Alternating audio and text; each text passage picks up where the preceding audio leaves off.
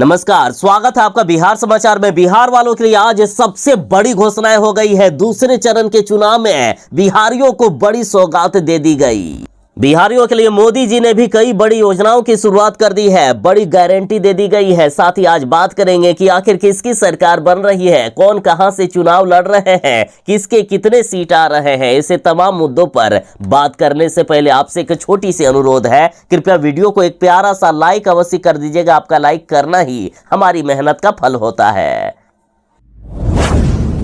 बिहार सरकार ने बड़ा फैसला लिया है कि 6 महीने से ज्यादा समय तक जेल में रहने वाला अब मुखिया नहीं बन पाएगा। देखिए, अब अपराधियों को चुनाव लड़ने नहीं दिया जाएगा। अब वे मुखिया और सरपंच का चुनाव नहीं लड़ पाएंगे। देखिए, जो भी 6 महीने से ज्यादा जेल में रहेंगे उन्हें पंचायत चुनाव से वंचित कर दिया गया है। बिहार सरकार ने यह बड़ा फैसला ले लिया और पंचायती राज विभाग ने इसे लेकर जहानाबाद के डीएम को पत्र भी लिख दिया है। ये सिर्फ मुखिया और सरपंच का ही चुनाव नहीं, बल्कि किसी वार्ड के वार्ड सचिव या वार्ड सदस्य का भी चुनाव नहीं लड़ पाएंगे। आज लोकसभा चुनाव के दूसरे चरण के लिए मतदान हो रहा है। टोटल 88 सीटों पर मतदान होगा। आज कई बड़े नेताओं के भाग्य का फैसला होगा। आज दूसरे चरण में 12 राज्यों और एक केंद्र शासित प्रदेश की कुल 88 सीटों के लिए मतदान हो रहे हैं। आज राहुल गांधी और पूर्णिया सीट से पप्पू यादव के भी भाग्य का फैसला कर लिया जाएगा। दरअसल आज कर्नाटक की 14 सीट, राजस्थान की 13, उत्तर प्रदेश की 8 सीट, महाराष्ट्र की 8, मध्य प्रदेश की 6, बिहार की 5 सीट, असम की 5, पश्चिम बंगाल की 3, छत्तीसगढ़ की 3 और जम्मू कश्मीर की 1 सीट, त्रिपुरा की 1 और मणिपुर की 1 सीट पर वोटिंग हो रही है। आज केरल की वायनाड सीट पर भी चुनाव हो रहा है, जिसमें से राहुल गांधी खुद खड़े हैं। साथ ही आज कई बड़े नेताओं का भाग्य का फैसला होगा, जिसे लोकसभा अध्यक्ष ओम बिड़ला, प्रहलाद जोशी, शशि थरूर, रामायण में राम की भूमिका निभाने वाले अरुण गोविल, सांसद और अभिनेत्री हेमा मालिनी, कर्नाटक के उप मुख्यमंत्री डीके शिव कुमार के भाई डीके सुरेश, भाजपा के तेजस्वी सूर्या, तो वहीं पूर्णिया से निर्दलीय चुनाव लड़ रहे पप्पू यादव का भी भाग्य का फैसला होगा। आज बिहार की पूर्णिया, भागलपुर, किशनगंज, कटिहार और बांका जैसे 5 सीटों पर आज चुनाव हो रहा है। बिहार में पूर्णिया हॉट सीट माना जा रहा है। इसमें जदयू की तरफ से संतोष कुमार, आरजेडी की तरफ से बीमा भारती और निर्दलीय से पप्पू यादव चुनाव लड़ रहे हैं। आज लोकसभा चुनाव के दूसरे चरण के तहत टोटल 88 सीटों पर वोटिंग हो रही है। बिहार की भी 5 सीटों पर आज वोट डाले जा रहे हैं। तो आखिर कौन सी सरकार आपको क्या क्या देगी? तो देखिए, इंडिया गठबंधन की तरफ से तेजस्वी यादव ने कहा है कि यदि इंडिया गठबंधन की सरकार बनी तो हम गरीबों को 5 किलो की जगह 10 किलो अनाज फ्री में देंगे। साथ ही पूरे देश में 200 यूनिट बिजली फ्री में दिया जाएगा। अग्निवीर योजना को खत्म करके अस्थायी बहाली करेंगे। यदि इंडिया गठबंधन की सरकार बनी तो 1 करोड़ युवाओं को सरकारी नौकरी देंगे और इस बार 15 अगस्त को 30 लाख सरकारी नौकरी दे दी जाएगी। साथ ही तेजस्वी यादव ने कहा कि सिर्फ 500 रुपए में गैस सिलेंडर मिलेगा। तो वहीं महिलाओं को प्रत्येक साल 1-1 लाख रुपया दिया जाएगा।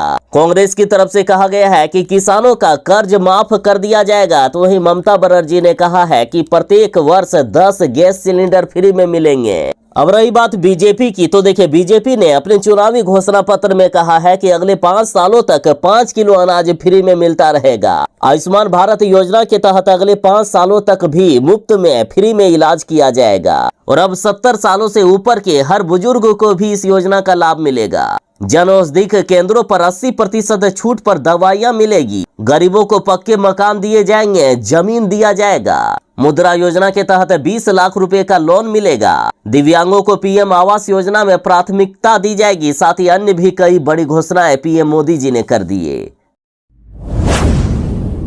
आज 26 अप्रैल को लोकसभा चुनाव के दूसरे चरण के लिए मतदान हो रहा है और इधर लालू यादव ने जनता से अपील की है कि संविधान, लोकतंत्र, सरकारी नौकरी और आरक्षण खत्म कर देगी ये बीजेपी वाले। चुनाव से पहले मतदाताओं से लालू यादव ने अपील करते हुए कहा कि विवेक और बुद्धि से अपना एक कीमती और बहुमूल्य वोट इंडिया गठबंधन को दे, इन बीजेपी वालों को ना दे। देखिए, आज दूसरे चरण में टोटल 88 सीटों पर चुनाव हो रहा है। बिहार की बात करें तो बिहार की 5 सीटों किशनगंज, कटिहार, पूर्णिया, भागलपुर और बांका में आज 26 अप्रैल को मतदान हो रहा है। लालू यादव ने कहा है कि देश बचाने के लिए इस महत्वपूर्ण चुनाव में अपना वोट विवेक और बुद्धि से इंडिया गठबंधन को दे, अन्यथा ये भाजपाई संविधान और लोकतंत्र खत्म कर पूरे देश में यही सूरत मॉडल लागू कर देंगे।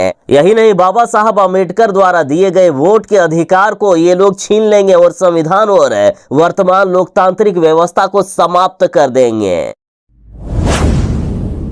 ये लीजिए, बड़ी खबर आ गई है। पूर्णिया में वोट के लिए नोटों का खेल खेला जा रहा है। आरजेडी कैंडिडेट बीमा भारती के पीए से 10 लाख रुपए का केस बरामद हुआ। देखिए, बड़ी खबर है कि पुलिस ने आरजेडी कैंडिडेट बीमा भारती के 2 पीए से करीब 10-10 लाख रुपए का केस जब्त किया है। पुलिस को शक है कि मतदाताओं को बांटने के लिए ये बड़ी रकम ले जाई जा रही थी। बताया जा रहा है कि रुपोली पुलिस को गुप्त सूचना मिली थी कि आरजेडी की लोकसभा प्रत्याशी बीमा भारती के 2 सहयोगी केस लेकर जा रहे हैं और पुलिस ने जब इनकी जांच की तो 10-10 लाख रुपए इनसे मिले हैं। तो पुलिस ने केस भी जब्त कर लिए और इनको हिरासत में ले लिया है। तेजस्वी यादव ने बीजेपी पर आरोप लगाया है कि जेपी नड्डा दिल्ली से बैग में भर भर कर कैश ला रहे हैं और वोटरों के बीच बांट रहे हैं, लोगों को पैसे दे रहे हैं ताकि वे बीजेपी के पक्ष में वोट दे। तो तेजस्वी यादव के इस बयान पर जेपी नड्डा ने तेजस्वी यादव से पूछा कि कहां सूटकेस देख लिए हो। तेजस्वी यादव के पास तो खुद बड़ा बड़ा ब्रीफकेस है। तो इधर तेजस्वी यादव के बयान पर पलटवार करते हुए शाहनवाज हुसैन ने कहा है कि जिन्होंने भ्रष्टाचार किया है, जिन्होंने जनता के पैसे को लूटा है, उनके पास पैसा है, हमारे पास तो सिर्फ कार्यकर्ताओं का साथ है। इन्होंने कहा कि असली पैसा तो आरजेडी के पास है, आरजेडी को ज्यादा पैसा दिखता है। तेजस्वी यादव के पास बड़ा बड़ा सूटकेस है और पैसे बांटने का काम ये राजद वाले करते हैं, ये इंडिया गठबंधन वाले करते हैं। जनता हमसे प्यार करती है, जनता हमें ऐसे ही वोट देती है, जबकि इनको डर है कि हम चुनाव में हार जाएंगे। आज लोकसभा चुनाव के लिए वोट डाले जा रहे हैं। दूसरे चरण के लिए यहाँ पर वोटिंग हो रही है और इधर पीएम मोदी जी ने कहा है कि मनमोहन सिंह की सरकार कभी हिंदुओं की संपत्ति को छीनकर मुसलमानों को बांटने की वकालत करते थे। मोदी जी ने पूर्व प्रधानमंत्री मनमोहन सिंह के 18 साल पुराने भाषण का जिक्र करते हुए कहा है और साथ ही कांग्रेस के तो घोषणा पत्र में भी ये कहा गया था कि हिंदुस्तानों की संपत्ति को छीनकर मुसलमानों को ये लोग बांट देंगे। तो पीएम मोदी जी के इस बयान पर लालू प्रसाद यादव की बेटी रोहिणी आचार्य ने जवाब देते हुए अब विवादित बयान दे दिया। रोहिणी आचार्य बोली कि ये लोग क्या बोलेंगे, जो खुद अंग्रेजों का तलवा चाटते थे, आज वे बहुत बड़े देशभक्त हो गए हैं क्या। रोहिणी आचार्य बोली कि हमारे लिए तो सभी एक समान है, मुसलमानों ने आजादी की लड़ाई साथ मिलकर लड़ी है, ये लोग क्या बात करेंगे बीजेपी वाले, हम सभी को साथ लेकर चलते हैं। आज दूसरे चरण के लिए मतदान हो रहा है और देखिए, इधर बीजेपी के नेता इस तरह से धर्म को लेकर बयान दे देते हैं तो जनता आखिर इन्हें कैसे वोट देगी। ये बीजेपी के नेता बिना कुछ सोचे समझे मुस्लिम समुदाय से देख लीजिए किस तरह से बैर कर रहे हैं। बीजेपी के नेता ने कहा कि बाबर का बच्चा भी जय श्री राम बोलेगा। बीजेपी नेता का जरा विवादित बयान देखे जिससे मोदी शाह की परेशानी बढ़ गई है। मोदी जी चाहे कितने भी सबका साथ सबका विकास करने की बात करते हो, लेकिन बीजेपी के कुछ नेता ऐसे हैं जो धर्म के नाम पर राजनीति करने से बाज नहीं आ रहे हैं। देखिए, राजस्थान के भाजपा के अध्यक्ष सीपी जोशी ने कहा है कि देश में अगर मोदी सरकार बनती है तो आने वाले समय में बाबर का बच्चा भी जय श्री राम बोलेगा। इन्होंने कहा कि अबू धाबी जैसे मुस्लिम देश में भी भगवान श्री राम का ध्वज लहराया जा रहा है। इससे पता चलता है कि प्रधानमंत्री नरेंद्र मोदी का जादू देश ही नहीं बल्कि पूरे विश्व में दिखाई दे रहा है। यदि फिर से आप लोगों की कृपा से भाजपा की सरकार बन जाए तो वह दिन दूर नहीं जब बाबर का बच्चा भी जय जय श्री राम बोलेगा। आज दूसरे चरण के लोकसभा चुनाव के लिए वोट डाले जा रहे हैं और इधर पीएम मोदी जी लगातार तेजस्वी यादव पर हमला बोलते हुए परिवारवाद पर सवाल उठाते हैं। तो अब तेजस्वी यादव ने भी इन्हें करारा जवाब दिया। देखिए, मोदी जी तो लगातार लालू तेजस्वी यादव पर परिवारवाद को लेकर हमला करते ही हैं और इधर मुख्यमंत्री नीतीश कुमार जी ने कहा है कि आज लालू यादव ने जितने बाल बच्चों को पैदा कर लिया है उतने पैदा नहीं करना चाहिए था। बता दें कि लालू प्रसाद यादव की 7 बेटियां और 2 बेटे हैं, टोटल 9 संतानें हैं। तो अब तेजस्वी यादव ने कहा है कि मेरे परिवार पर बोलने से पहले इनको ये जानना चाहिए कि जिसने देश का संविधान लिखा है वह 14 भाई बहन थे। बाबा साहब खुद 14वें नंबर पर थे। इन्होंने कहा कि सुभाष चंद्र बोस भी 14 भाई बहन थे, खुद वे 8वें नंबर पर थे। इतना ही नहीं, मुख्यमंत्री नीतीश कुमार भी 5 भाई बहन हैं। पूर्व प्रधानमंत्री अटल बिहारी वाजपेयी के 7 भाई बहन थे। पीएम नरेंद्र मोदी के 6 भाई बहन हैं। गृह मंत्री अमित शाह 7 भाई बहन हैं और वे खुद 7वें नंबर पर है। रविशंकर जी भी पटना वाले 7 भाई बहन हैं। इसके अलावा राष्ट्रगान लिखने वाले रविंद्रनाथ टैगोर भी 7 भाई बहन थे। ये एनडीए वाले, खास करके बीजेपी वाले, असली मुद्दों से जनता को भटकाने के लिए इस तरह का बयान दे रहे हैं। तेजस्वी यादव ने बीजेपी नेता जेपी नड्डा पर आरोप लगाया है कि जेपी नड्डा दिल्ली से बैग भर भर कर पैसे ला रहे हैं और लोगों के बीच बांट रहे हैं। तो इस बयान पर बिहार के उप मुख्यमंत्री विजय कुमार सिन्हा जी भड़क गए और तेजस्वी यादव को भ्रष्टाचारियों का पुत्र बताया।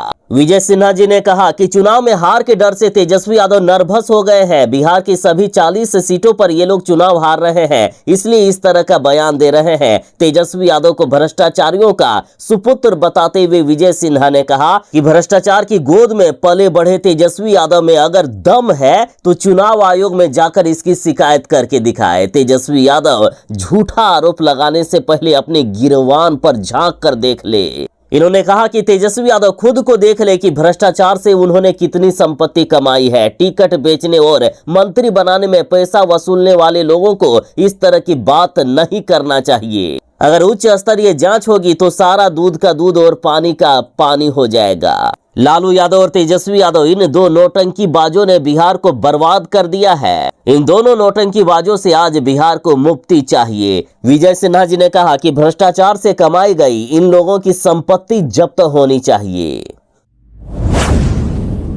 सन ऑफ बिहार कहे जाने वाले यूट्यूबर मनीष कश्यप ने बीजेपी ज्वाइन कर ली है। बीजेपी ज्वाइन करने के बाद यूट्यूबर मनीष कश्यप जेपी नड्डा से मुलाकात किए, साथ ही बड़ी घोषणा कर दिए हैं। देखिए, जेल से छूटने के बाद मनीष कश्यप पश्चिमी चंपारण बेतिया लोकसभा सीट से निर्दलीय चुनाव लड़ने की तैयारी कर रहे थे, जिसके बाद बीजेपी को पश्चिमी चंपारण लोकसभा सीट पर नुकसान होने की आशंका हुई। उसके बाद मनोज तिवारी को भेजा गया मनीष कश्यप से बात करने के लिए। मनोज तिवारी ने मनीष कश्यप को मनाते हुए मनीष कश्यप को बीजेपी में शामिल करवा दिए। और इधर मनीष कश्यप ने कहा कि मैं बीजेपी में शामिल नहीं होना चाहता था, लेकिन भाजपा नेता मनोज तिवारी ने मेरी मां को फोन करके बात की तो मैं अपनी मां की बात को नहीं टाल सकता, इसलिए मैं बीजेपी में शामिल हो गया।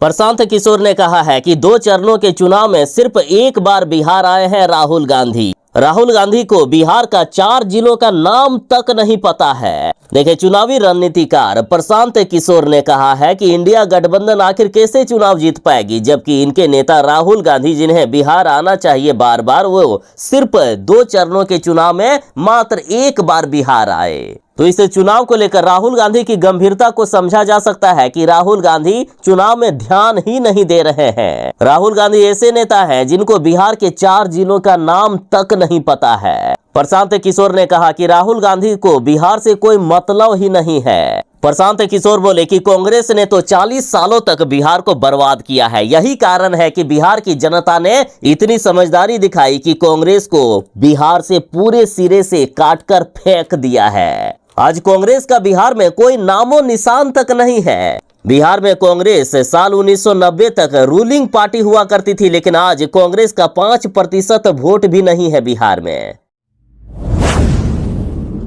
जब पप्पू यादव को पुलिस ने रोक दिया तो बीच सड़क पर ही धरने पर बैठ गए पप्पू यादव और जमकर किया बवाल। डीएसपी पर हत्या का आरोप तक लगा दिए। देखिए, अभी बिहार में आदर्श आचार संहिता लागू है। यदि कोई भी 50,000 या उससे ज्यादा का केस ले जाते हुए पकड़े जाएंगे, चाहे वो कोई भी हो, तो उस केस को भी पुलिस वाले जब्त कर लेंगे और गाड़ी को भी जब्त कर सकते हैं। और ऐसा ही कुछ पप्पू यादव के साथ हुआ। पप्पू यादव की गाड़ी से 50,000 रुपया कैश मिलने के बाद जब पुलिस ने उन्हें रोका तो वे बीच सड़क पर धरने पर बैठ गए और खूब हंगामा मचाया। इस दौरान पप्पू यादव ने डीएसपी पर हत्या की साजिश रचने का भी आरोप लगाया है। दरअसल पप्पू यादव कटिहार के कोढ़ा विधानसभा के दियारा गांव पहुंचे थे। इस दौरान पुलिस ने आदर्श आचार संहिता का हवाला देते हुए पप्पू यादव को रोका और जो 50,000 रुपए मिले उसे भी जब्त कर लिया और कैश के साथ पप्पू यादव की 2 गाड़ियों को भी जब्त कर लिया है।